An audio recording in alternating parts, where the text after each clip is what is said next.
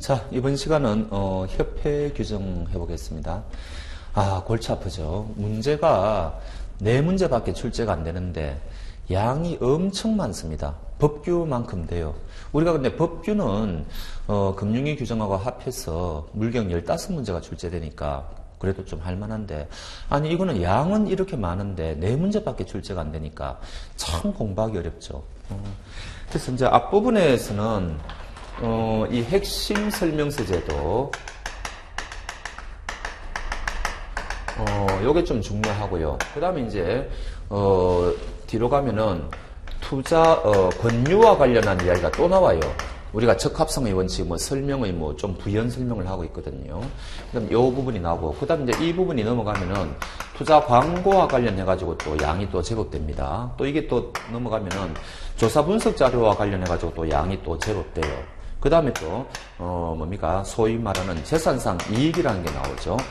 이런 식으로, 요게 이제 협회 규정의 핵심적인 것들이에요. 가장. 근데 이제 굉장히 전부 다 양들이 만만치 않단 말이죠. 그렇게 이게 참 공부하기가 골치가 아픈데, 그래도 제가 굳이 찝는다면은 요 핵심 설명서하고, 재산상, 요거는 무조건 나온다고 보셔야 됩니다. 약간 이제 내용이 바뀐 부분이 있기는 있는데, 요거는 제일 중요한 부분이라고 하시면 되고, 요것도, 시험에 단골 문제예요. 그래서 요런 거는 여러분들이 조금, 공부 많이 해놓는 게 좋고요. 그 다음 저 뒤에 가보면은, 여러분들이 하는, 유사 해외 통화 선물거래 있죠. 요거는 여러분들이 파생 쪽이니까 아무래도 조금 중요해요. 근데 제일 뒤에 가면은 그 11절 같은 거 보면은 파생결합 정권 및 파생결합 사채, 집합 투자업, 투자자문업 이 부분이 나오는데 이거 왜 넣었는지 모르겠어요. 읽지도 마십시오. 우리 시험 범위가 아니에요. 그러니까 이 뒷부분은 소개는 되어 있는데 전혀 우리 파생 쪽하고 관련이 없다. 요 뒷부분은 거의 시험에 잘 안 나와요. 나올 만한 것도 많지가 않아요. 그래서 직원 채용할 때는 어떻게 해야 되느냐, 이런 것도 있고요. 그 다음에 신상품도 옛날에는 이게 한 문제 감이었는데 내용이 다 빠져버렸어요. 이 한 문제를 출제할 수가 없습니다. 그 다음에 우리가 그 금융위 규정할 때 신용 공여할 때 담보로 받을 수 없는 위험한 정권들이 있죠. 그게 여기에서 이제 어떤 정권이 있느냐 나오는데, 이거는 정권하고 관련된 제도니까 아무래도 우리 시험하고는 그게 중요도가 떨어지겠더라고요. 그러니까 요거 유사 해외 통화 선물 거래 FX 요거 여러분들은 파생 쪽이니까 중요하다고 보시면 돼요. 그 다음이 이 시험과 관련되는 게 또 조금 나와요. 자격증과 관련돼가. 이것도 거의 출제하기가 힘들다고 봐집니다. 요게 들어온 지가 한 2, 3년 됐는데, 저는, 별로 출제된 걸 못 봤어요. 어찌됐든, 기본적인 이야기는 할 겁니다. 그래도 어떤 식으로 출제할 만한 건지 말씀은 드릴게요. 그 다음 이제 이게 끝나면은, 약관이 나오죠. 약관과 관련되는 거. 아, 중요하죠. 약관. 내용이 출제할 만한 게 제법 있어요. 약관. 그 다음에 요게 끝나면 분쟁 조정이 나옵니다. 요거 우리가 이제 금융감독원에 있는 거하고 비교하면 된다 그랬죠. 역시 중요합니다. 그 다음에 이제 자율규제기관이라 그래가지고 자율규제라 그래가지고 또 이제 조금 나와요. 그래서 자율규제 그렇게 중요하지 않습니다. 그럼 우리가 기껏 보면은 4문제 중에 약관, 유사, 재산상 요거는 나올 가능성이 굉장히 유력하다고 봐야 되거든요. 그러면은 여러분들이 4문제 중에 그래도 최하 2문제 내지 3문제는 그래도 맞출 수 있을 것이다. 저는 이렇게 보거든요. 한 문제는 의외의 문제가 나올 수 있죠. 그래서 여러분들이 한 3문제는 맞출 수가 있다. 이렇게 생각하십시오. 그 대신에 좀 양이 제법 됩니다. 그래서 4문제 맞추기 위해서 이렇게 많은 걸 외워야 되느냐 이렇게 좀 회의가 들기도 하는데 방법이 없죠. 우리가 일일이 찍어서 할 수는 없으니까 제가 이제 그냥 중요하다는 거 위주로만 말씀드린 것 뿐이지. 아니, 광고에서도 출제됩니다. 리포터도 이게 리포터가 공표가 금지되는 거하고 공표가 가능한데 거기 이제 이해관계니 이해관계를 서술해야 되는 거 요거 구별하는 거 이런 것들은 제법 중요하거든요. 그래서 이런 식으로 몇 군데는 좀 봐야 될 부분이 있습니다. 그래서 그렇게 봐나가도록 합시다. 자, 본격적으로 나가보도록 하겠습니다. 자, 어디 가시는 거니까 446페이지 가보시죠. 본격적으로 한번 해봅시다. 1장 한국금융투자협회 규정 궤관을 보십시오. 1장부터 나가보도록 합시다. 1장. 자, 거기 이제 셋째 줄에 보면은 협회가 어떤 곳이죠? 공적 규제 기관은 아니겠죠. 자율 규제 기관이다. 그러면은 왜 우리가 협회 규정이 필요한가? 그 이야기입니다. 공적 규제로는 모든 걸 다 감당할 수가 없죠. 탄력적으로 대처할 수도 없습니다. 그래서 이제 자율 규제가 필요하다. 그런 말이 나오겠죠. 제일 밑에 보면 그런 말이 나옵니다. 그 정도 뭐 밑줄 그어놓으시면 되고.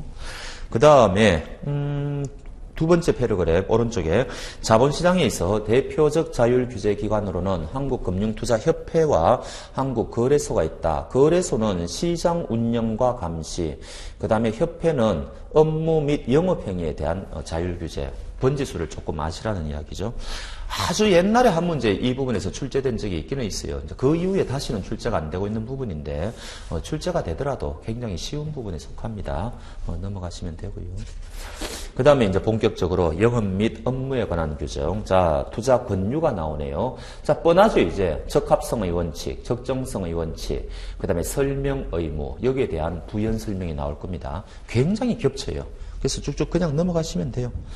자, 2번에 투자 권유의 적합성 확보 및 설명 의무 해가지고 1번 적합성 확보. 그러기 위해서는 1번 투자자 정보를 확인해야 된다. 뭐 그런 말이 나오죠. 그래서 니은번에 보면은 투자자 정보 확인 방법, 고객 정보 파악은 대면만이 아닌 전화 등 사실상 기록 보관이 가능한 여러 가지 매체를 인정하고 있다. 그럼 시험에는 어떻게 나오겠어요?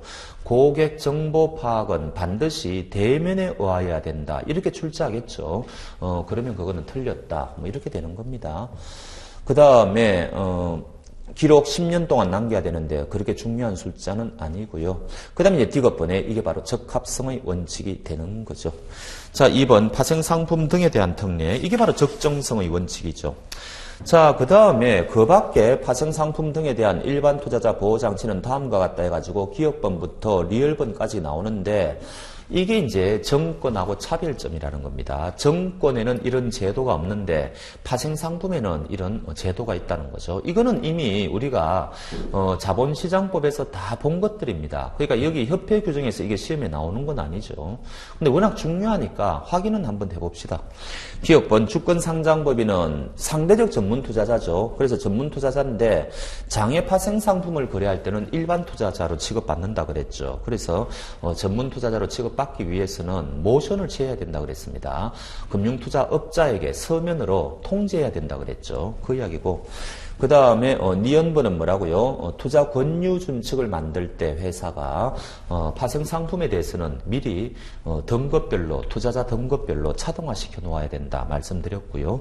그 다음에 D급번 투자 권유 대행인은 뭐라고요? 파생 상품은 취급할 수 없다. 우리가 투자 권유 대행 파트에서 했고.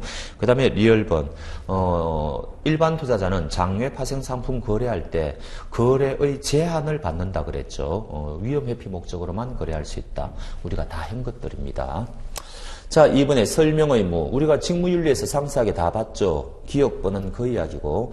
그 다음에 이제 니은번 설명서 교부를 해줘야 된다. 뭐 이런 말이 나오죠. 간이투자 설명서를 교부해도 된다. 이런 게 나오는데. 자, 중간에 보니까 두 번째 패러그랩 설명서는 준법감시인 또는 금융소비자보호 총괄 책임자의 사전 심의를 받아야 됩니다. 혹시 모르니까 밑줄로 내놓으시고. 그 다음에 중요한 단어는 상대적으로 크고 굵은 문자로 표기해야 되겠죠. 아주 작은 문자로 표기하면 뭐 그게 보이겠습니까? 그런 이야기고. 자, 그 다음에 D급번 설명서 내용 넘어가시고 그 다음에 2번 핵심 설명서가 나오네요. 앞부분에서는 이게 제일 중요합니다. 지겹도록 출제가 많이 됐어요. 다음 중 핵심 설명서 교부 대상이 아닌 것은 이런 이야기죠. 첫 번째는요, 파생결합증권이에요. 두 번째는 신용공여 위험하죠. 세 번째는 FX죠. 유사 해외 통화 스물거래예요. 그런데 함정 문제로 요거는 모든 파생결합증권은 아니고요. 공모로 발행된 파생결합증권의 하나입니다. 요거 하나 아셔야 되고. 그 다음에 4번 그래가지고 장외 파생상품이라 그래가지고 출제를 많이 했어요. 장외 파생 상품은 위험하니까 핵심 설명서를 교부해야 된다. 틀렸죠. 조심하시고 요거 세 가지 무조건 외우십시오. 앞부분에서는 제일 단골 문제입니다. 근데 상품이 너무 이제 어렵다든지 위험하다든지 이런 상품에 대해서는 추가로 핵심 설명서를 또 교부해야 된다. 이제 이러기에 취지가 있는 거죠. 그래서 거기 보면, 요거 일반 투자자입니다. 전문 투자자는 대상이 아니에요. 일반 투자자가 공모의 방법으로 발행된 파생결합 증권을 매매하고자 하거나 신용거래 융자 또는 유사회 통화 선물 거래를 하고자 하는 경우에는 핵심 설명서를 추가로 교부해야 된다는 말은 일반 투자 설명서도 교부하고 또 핵심 설명서를 교부해야 됩니다. 시험에 핵심 설명서만 교부하면 된다. 그것도 틀린 지문이에요. 그 다음에 또 하나, ELW는 제외됩니다. 요것도 시험에 참 많이 나오죠.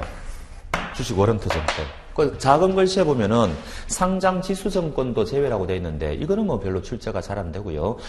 주식 워런트 증권은 교부할 필요 없습니다. 요거 두 가지 꼭 외워 놓으십시오.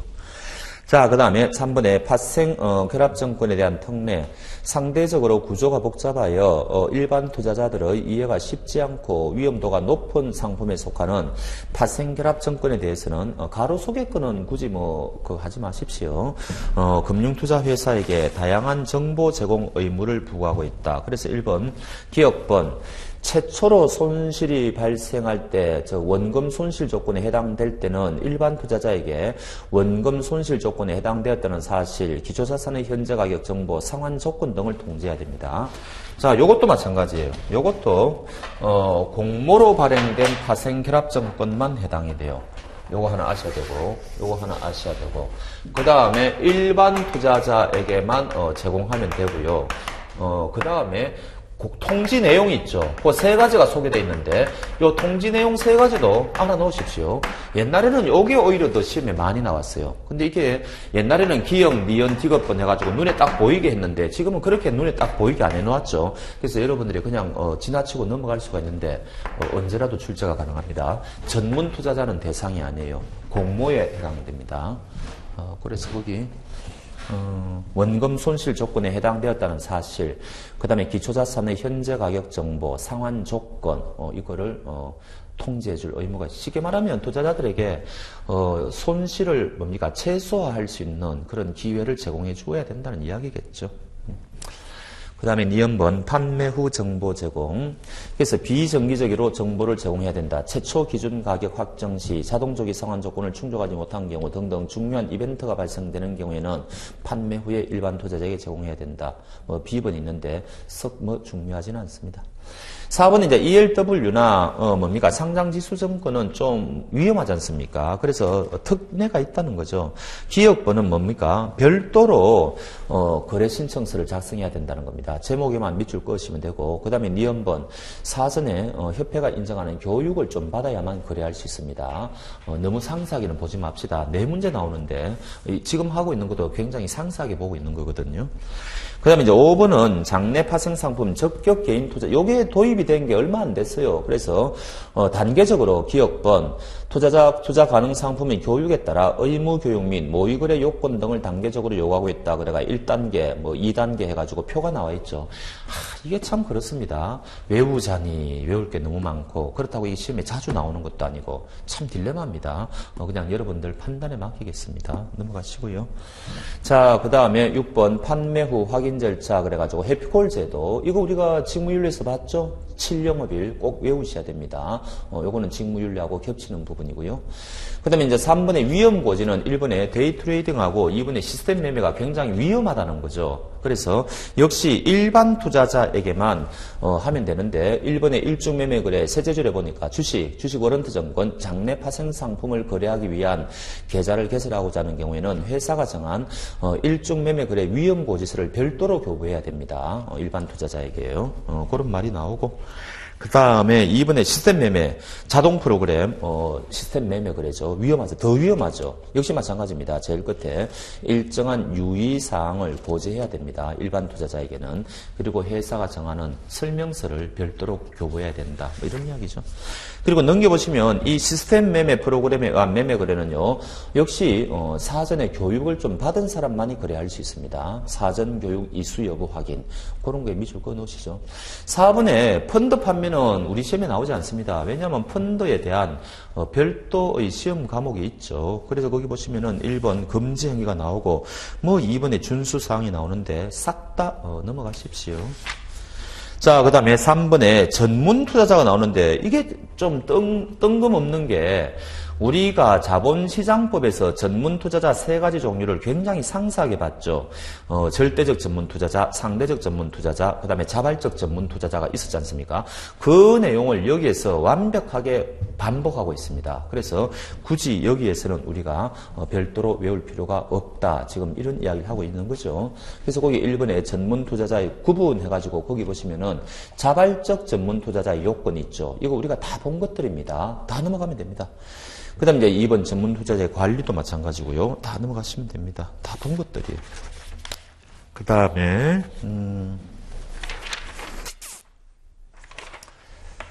가로 3번에 전문 투자자의 분류 다 넘어가시고요. 가로 4번에 투자권유 대행인도 별도로 볼 게 없어요. 이게 오른쪽에 보면 1번 펀드가 있고 2번에 정권이 있죠. 시험에 3번에 파생상품 투자권유 대행인 그러면 그건 틀리는 거죠. 투자권유 대행인은 파생상품 취급할 수 없으니까 그거 하나만 유의하시면 되고 그 다음에 2번에 자격 요건이 나오는데 뭐 시험에 합격하고 이런 거를 우리 시험에는 나올 리가 없죠. 다 넘어가시고 자, 가로 3번에 투자권유 대행인의 업무 및 금지 행위가 나오는데 거기에 적혀 있는 거는요. 우리가 자본시장법하고 금융위 규정에서 싹 다 본 것들입니다. 뭐 대리할 수 없다라든지 뭐 그런 거 있었죠. 여기에 다 그대로 적고 있어요. 그러니까 완벽하게 겹치는 부분이니까 역시 넘어가시기 바랍니다. 그 다음에 4번 투자권유 대행인은 등록해야 된다 그랬죠. 근데 3번에 보수교육은 처음 나오는 겁니다. 그냥 밑줄이나 긋고 갑시다. 투자권유 대행인은 협회가 실시하는 소정 의 보수 교육을 2년마다 1회 이상 이수해야 됩니다. 혹시 지문 중에 하나 나오면 골치 아프니까 밑줄 정도는 꺼 놓으시라고 제가 지금 말씀드리는 거죠. 자, 그 다음에 이제 2절 조사 분석 자료 작성 및 공표가 나오네요. 요거는 이 이제 리포트와 관련해가지고 제일 중요한 거는 독립성 확보이지 않습니까? 그래서 요거와 관련해가지고 여러 가지 이제 이야기들이 나오는데, 이거는 전부 상식적인 이야기가 너무 많아요. 그래서 굳이, 체크할 필요는 없는데, 그냥 읽고는, 넘어갑시다. 자, 첫째 줄 조사 분석 자료의 정의가 나오죠. 뭐 그런 거는 넘어가셔도 되고 그 다음에 오른쪽에 가로 1번에 조사 분석의 원칙 나오죠.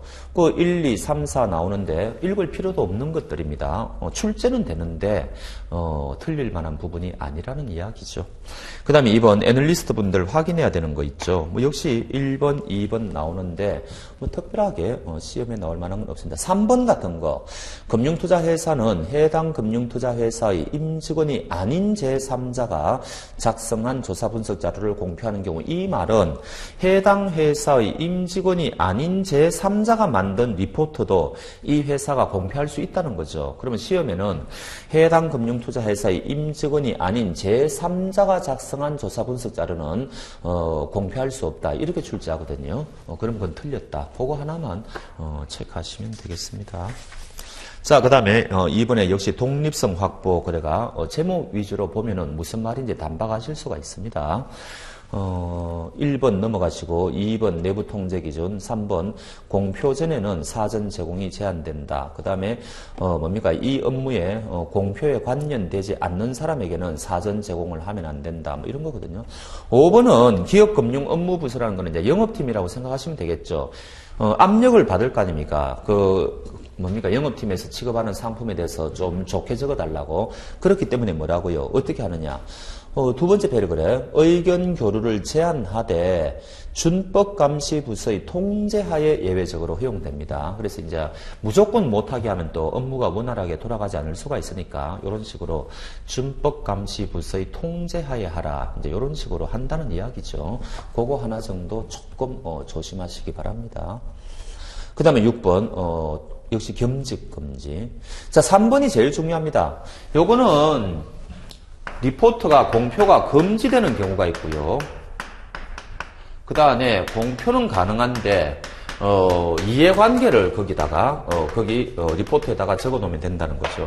요 양자를 복잡하게 이제 엮어놓고 구별할 줄 아느냐. 요게 이제 시험에 옛날에 좀 출제가 됐는데, 최근에는 이게 그래도 여러분들이 공부하기가 쉬운 게, 공표 가능한 게 별로 소개를 많이 안 했고, 옛날에는 이게 굉장히 많았거든요. 근데 이제는 한두 가지만 소개를 하고 있으니까, 여러분들이 요거 위주로 그냥 보시면 되는 거죠. 그래서 굉장히 공부하기가 편해진 부분이에요, 사실은.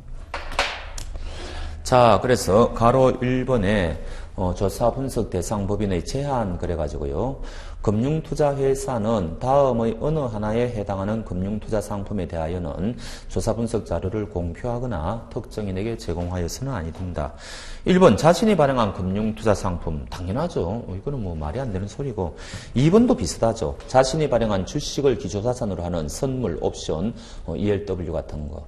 그 다음 3번 다음의 어느 하나에 해당하는 법인이 발행한 주식 같은 거 등등입니다. 자, 기억번 별표에가 외우십시오.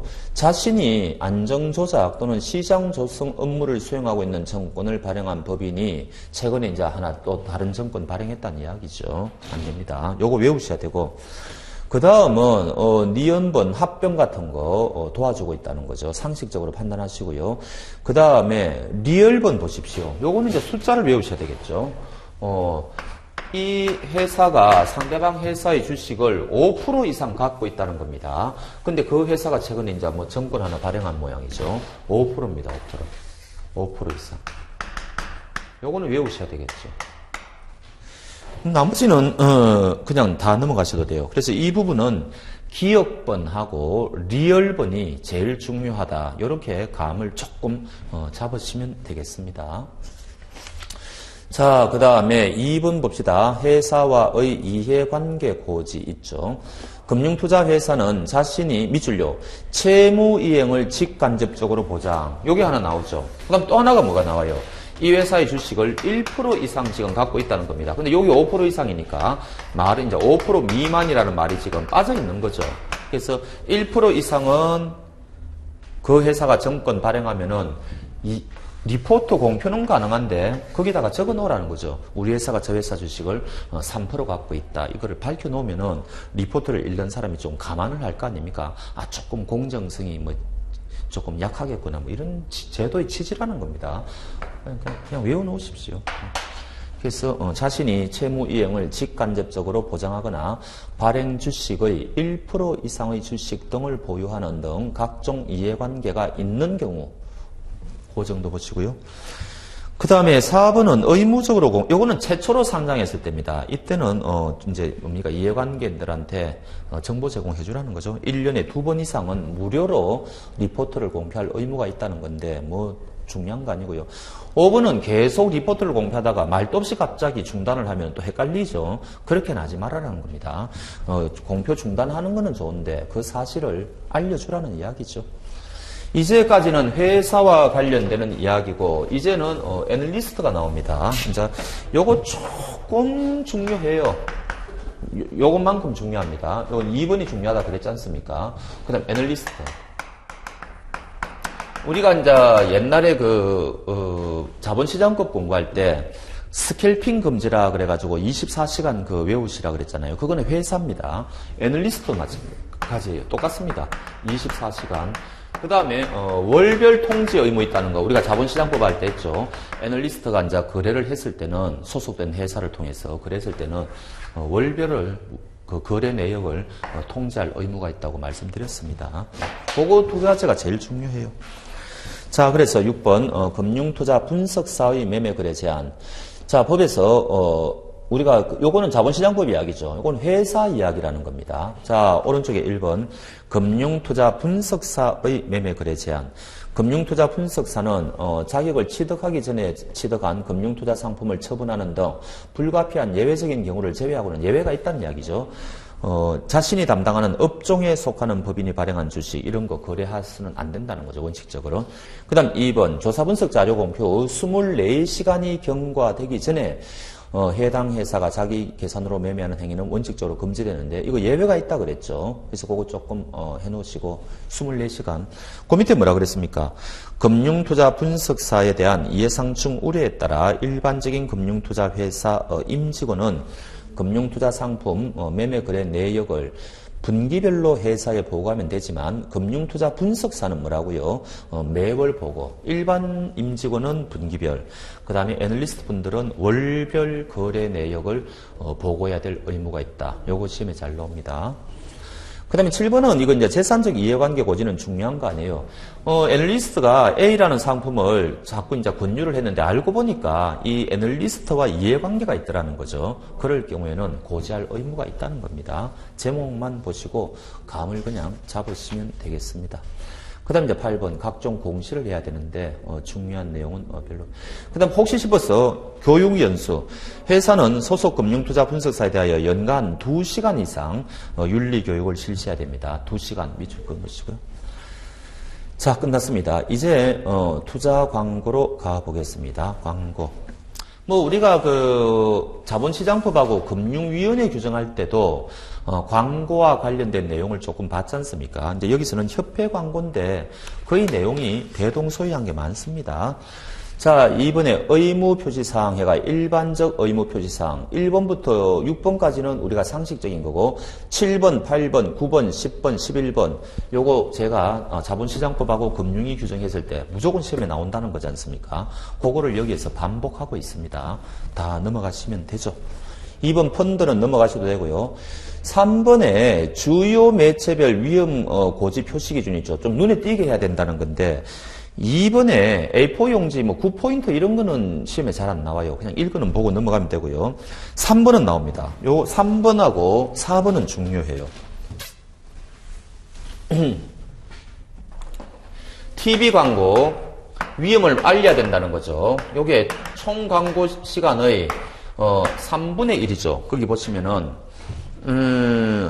영상 매체를 이용한 투자 광고의 경우 1회당 투자 광고 시간의 3분의 1 이상의 시간 동안 투자자가 쉽게 알아볼 수 있도록 충분한 면적에 걸쳐서 위험을 알려야 됩니다. 그런데 이게 이 파생상품과 같이 그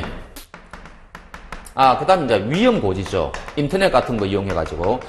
그러니까 이제 위험을 알려야 되는데, 거기 원칙은 뭔가 하니까, 거기 보시면 3초예요, 3초. 요거 외우셔야 돼요. 근데 파생상품과 같이 위험한 상품은 5초 이상 위험을 별도의 방법으로 알려야 됩니다. 깜빡깜빡 한다든지. 그래서 요거 의외로 출제가 좀 돼요. 3분의 1. 그 다음에 3초. 그럼 여러분들은 파생상품이지 않습니까? 5초. 요거 외우셔야 돼요. 너무 좀 자질구레한데 방법이 없죠. 외우셔야 돼요. 그 다음에 이제 3번에 투자 광고 시 금지 행위가 나옵니다. 자, 요거 굉장히 중요해요. 요 중에 시험에 나올 만한 것만 짚어드릴게요. 1번 같은 거는 읽을 필요도 없죠. 상식적인 거니까. 2번 수익률이나 운용 실적을 광고할 때는 기업번은 뭡니까? 좋은 기간만 광고하면 안 되겠죠. 전체 기간을 다 광고해야 되고 니은번, 세전, 세후 이거를 분명히 밝혀야 되겠죠. 그 정도 보십시오. 그 다음에 쭉 내려와가지고 5번요. 3호 뭡니까? 펀드 이런 거는 광고할 수 없습니다. 3호로 발행된 상품은 광고 불가. 자기들끼리 해야 되고요. 그 다음에 6번 중요하죠. 6번하고 10번입니다. 요거는 우리가 했죠. 비교 광고입니다. 요거 10번은 우리가 자본시장법에 했어요. 광고 불가. 요거는 6번은요. 상품 비교 광고입니다. 요거는 가능. 그 대신에 광고하되 근거를 밝혀라는 거죠. 요거 구별하셔야 됩니다. 그래서 이미 10번은 봤고 6번에 체크하시면 되죠. 비교 광고를 하는 경우 명확한 근거 없이 다른 비교 대상이 열등하거나 불리한 것처럼 표시하면 안 됩니다. 근거를 밝히면 할 수 있다는 거죠. 10번 경영 실태 평가 결과 영업용 순자본 비율 이거 광고할 수 없다 그랬죠. 그런 것 정도 다 넘어가시면 되겠습니다. 그 다음에 4번 펀드 넘어가셔도 되고 펀드는 우리 신경 안 쓰셔도 됩니다. 5번 투자 광고의 심의 해가지고 투자 광고를 할 때 준법 감신 승인 받고 협회 심사 선고해야 됩니다. 그 다음 예외가 있죠. 이미지 광고 동그라미 하시고요. 지점 광고 동그라미 하시고 등 일부의 경우에는 협회 심사 걸치지 않고 준법 감시인의 사전 승인만 받으면 됩니다. 시험에는 준법 감시인의 사전 승인을 생략해도 되는 경우가 있다. 그러면 틀립니다. 준법 감시인의 사전 승인은 반드시 받아야 돼요. 그러나 협회 심사는 생략해도 되는 경우가 있다는 겁니다. 그거 꼭 알아놓으십시오. 의외로 출제가 좀 되는 편입니다. 자, 그 다음에 협회 심사 날짜가 나오는데 이런 것까지 여러분들이 너무 그거 하실 필요 없습니다. 그 다음에 가로 3번에 부당한 광고의 사용 금지 읽어보시면 뭐가 부당한지 벌써 좀 여러분들이 감이 오지 않습니까? 넘어가시고 그 다음에 유효기간 한번 보시죠. 4번에 한번 그 협회 심사를 통과하면은 이 광고를 언제까지 쓸 수가 있느냐 이 이야기겠죠. 그래서 1번 투자 광고 유효기간 단순 이미지 광고의 경우에 유효기간은 별도로 있지 아니하며 중요하지 않습니다. 펀드 운용 실적을 포함하고 있다면 6개월, 그 다음에 기타 광고는 1년입니다. 그러니까 결론적으로는 1년이 원칙이다 이렇게 하시면 되겠죠. 근데 이제 펀드 운용 실적이 포함하면 6개월인데 우리는 펀드 쪽에는 그렇게 여러분들이 신경 안 쓰시는 게 제가 좋다고 말씀드렸기 때문에 6개월이 원칙이다. 이렇게 생각하시면 됩니다. 그 다음에 수익률 변동이 커지거나 펀드 등급 변동 등 중요한 내용이 변경되는 경우에는 다시 심사를 받아야 된다. 그 다음에 거기 이제 협회하고 준법 감시인 사전 승인 통과해야 된다 그랬으니까 뭔가 그거를 통과했다는 걸 밝혀야 될 거 아닙니까? 그런 식으로 이제 한다. 얘가 나와 있는데 시험하고는 별로 관련성이 적겠죠. 이렇게 보시면 되고. 그 다음 이제 요 4절에 영업보고서하고 경영공시는 시험에 나올 만한 게 전혀 없어요. 특히 우리가 경영공시는 자본시장법에서 좀 본 바가 있죠. 10%, 그 다음에 2%, 그 다음에 1%, 그거 굉장히 중요하다 그랬습니다. 협회 부분은 거기에다가 조금 부과해가지고 설명이 나오고 있는데, 읽지 마십시오. 우리 이 협회 부분에서는 문제가 4문제밖에 안 나오기 때문에 전혀.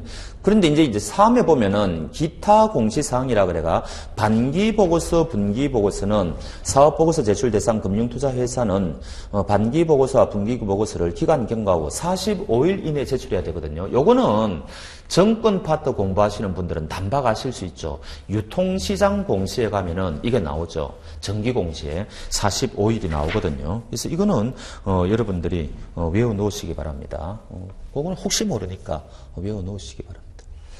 자, 그러면 이번 시간은 요 정도로 하겠습니다. 예, 마치겠습니다.